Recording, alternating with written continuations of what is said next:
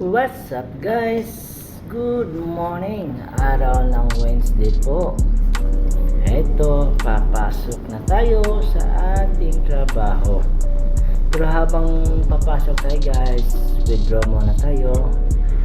Kasi sahod na today. Kaso yung ating sahod today, naka-budget na. Pero okay na lang, may trabaho ka, may sasahurin ka, may babudgetin ka.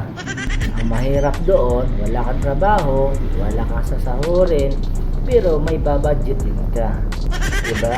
Kaya lamang pa rin yung may trabaho. Kasi nandun lahat guys. Ayun, ito, daan na nga pala tayo sa RCBC Bank. Habang nandito ako, nakita ko si Mian. Okay, shout out nga pala si Mian. Ito, medyo busy sa kanyang pag-aalis. Biniro ko siyang hold upin, kaso nakita niya pala ako. Ayun lang. Salamat guys.